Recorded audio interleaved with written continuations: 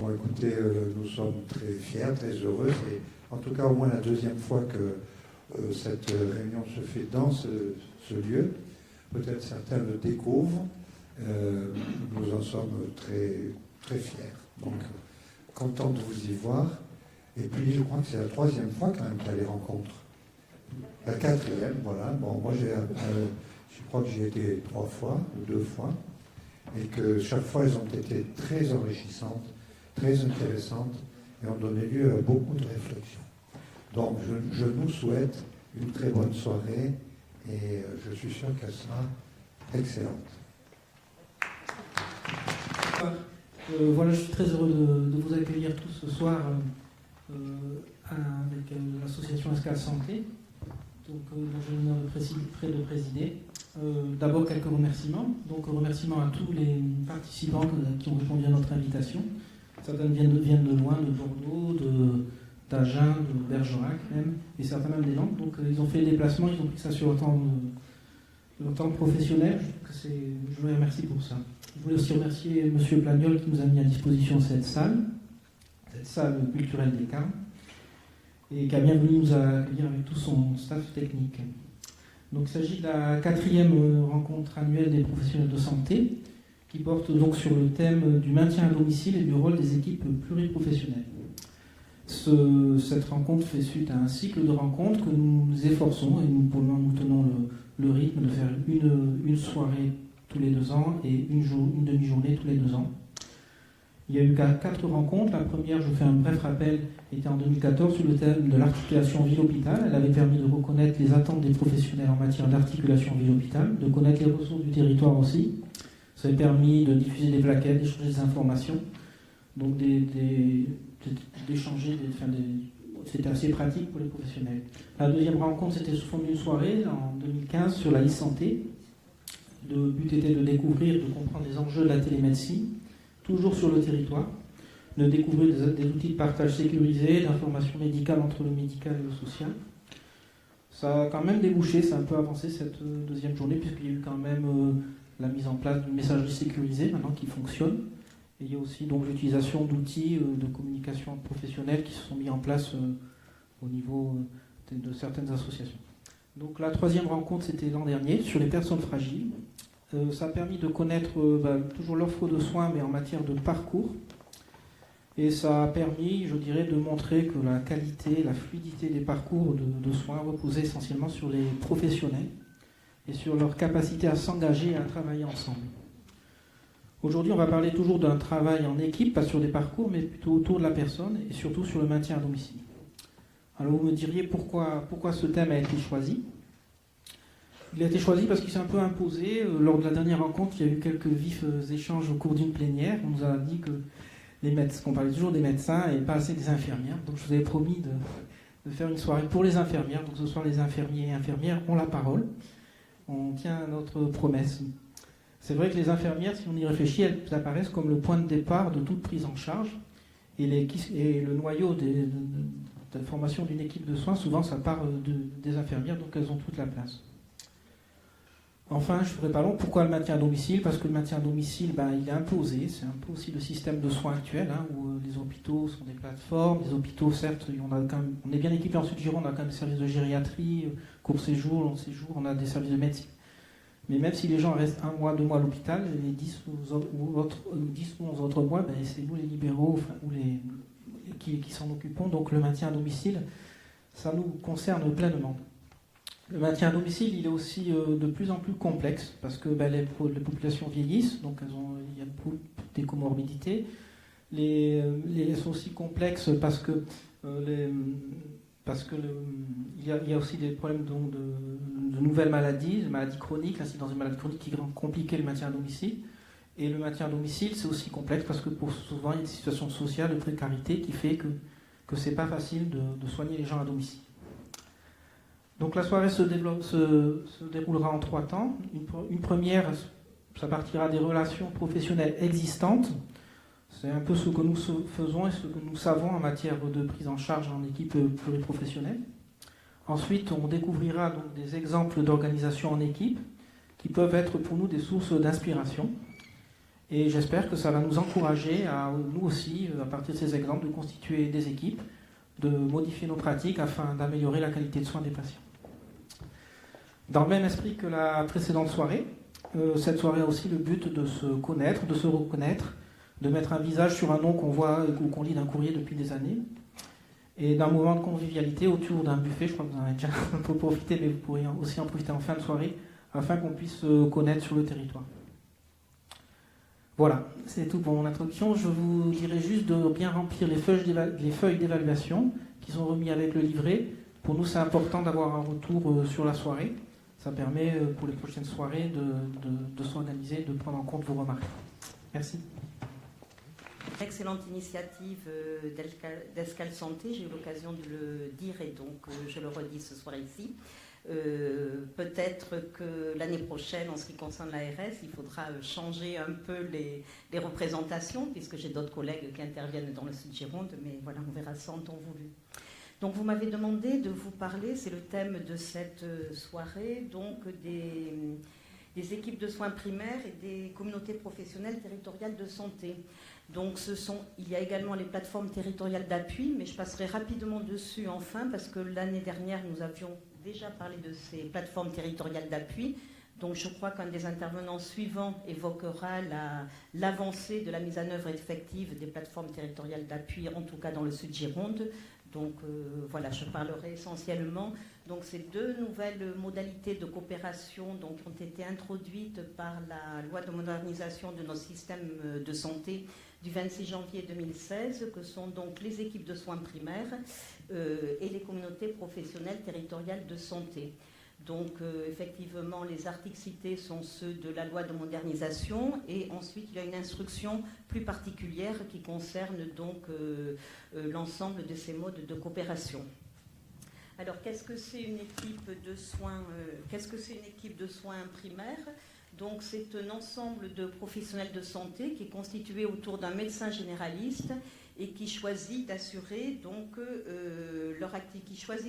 leur activité de soins de premier recours sur la base d'un projet de santé qui est articulé autour de la patientèle, donc de chacun des acteurs de santé qui composent l'équipe de soins primaires.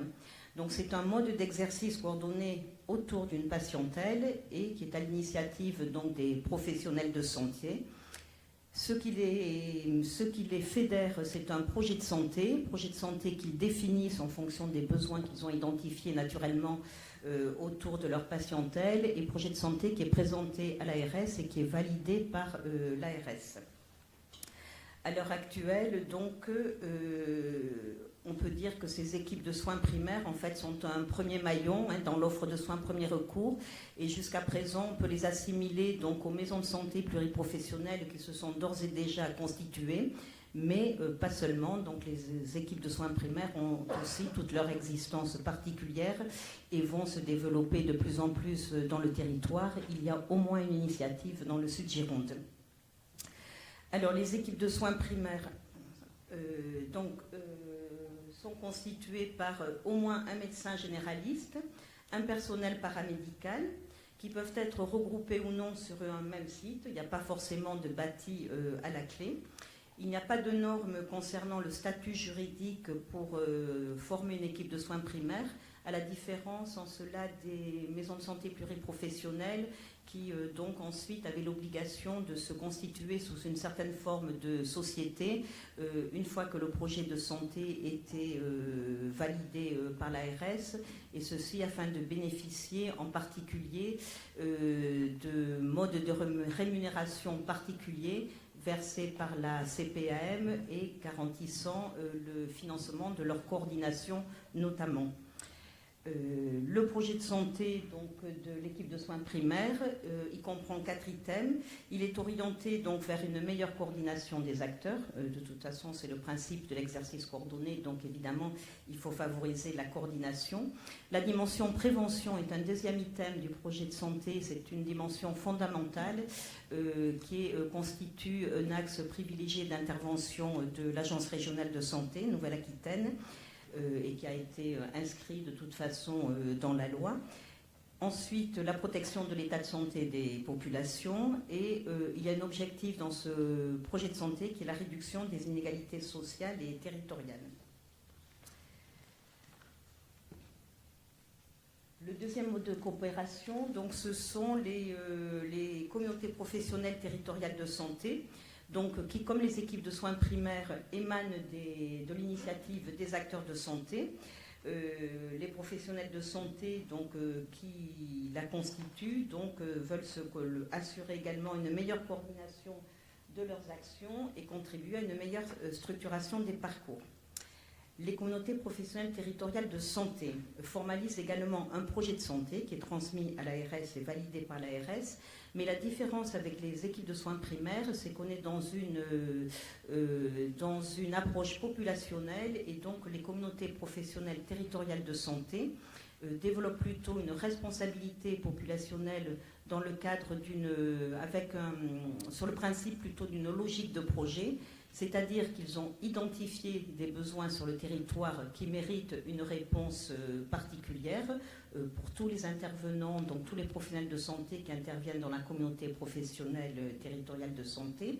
Et donc ça veut dire que en fait, ces professionnels de santé vont pouvoir s'impliquer dans des actions ou s'occuper de personnes qui ne sont pas spécialement, qui ne ressortent pas spécialement de leur exercice habituel, ou qui ne s'appliquent pas uniquement à leur patientèle. Donc c'est un mode d'exercice coordonné qui est beaucoup plus large et qui émane là aussi de tous les professionnels de santé. Alors, ceux qui peuvent constituer la communauté professionnelle, ce sont les acteurs de santé, donc professionnels du premier et du deuxième recours. Les hôpitaux peuvent s'inclure, les établissements médico-sociaux, les services médico-sociaux, les services sociaux également. Donc vous voyez que c'est beaucoup plus large que l'équipe de soins primaires. Et la composition donc, et le territoire de la communauté professionnelle territoriale de santé donc, sont définis par les acteurs de santé. Comme pour les équipes de soins primaires, il n'y a pas de normes pour constituer le statut juridique de la communauté professionnelle territoriale de santé. Un projet de santé, comme je vous l'ai dit tout à l'heure, qui doit organiser donc une offre de santé cohérente et coordonnée pour contribuer donc à la réponse sur le territoire des besoins qui ont été identifiés par ces professionnels de santé. Donc ce projet de santé, donc, comme celui des équipes de soins primaires, il est présenté et validé par l'ARS, et l'ARS peut ensuite conclure avec la communauté professionnelle de santé, comme avec l'équipe de soins primaires d'ailleurs, un contrat territorial de santé, ce qui permet de contractualiser ensemble effectivement un plan d'action qui pourra être éventuellement accompagné par l'ARS, notamment sur des financements dédiés à des actions de prévention, enfin selon ce qui pourra être défini ensemble. Mais je cite la prévention parce que, comme je vous l'ai dit tout à l'heure, donc c'est un axe fort de la politique régionale de santé. Voilà, et je sais que c'est une préoccupation, voilà, également pour tous les professionnels de santé. Voilà, donc ce sont les deux modes d'exercice principaux que nous a amené la loi de modernisation de notre système de santé. Donc pour les équipes de soins primaires, donc je vous ai dit qu'elles pouvaient être assimilées pour l'instant à des maisons de santé pour celles qui existent. Vous savez qu'il y a quand même un certain nombre de maisons de santé pluriprofessionnelles dans le Sud-Gironde. Le Sud-Gironde a été particulièrement précurseur sur ce plan-là. Et pour les équipes de soins primaires là, qui se développent, donc nous avons une initiative sur le territoire de Saint-Symphorien. Donc nous sommes en contact avec l'équipe au niveau de l'ARS. Nous avons d'autres initiatives également sur le territoire bordelais, par exemple. Sur les communautés professionnelles, pas encore, ça n'a pas encore vraiment émergé. Et le lien entre les deux, c'est que les équipes de soins primaires peuvent adhérer aux communautés professionnelles territoriales de santé.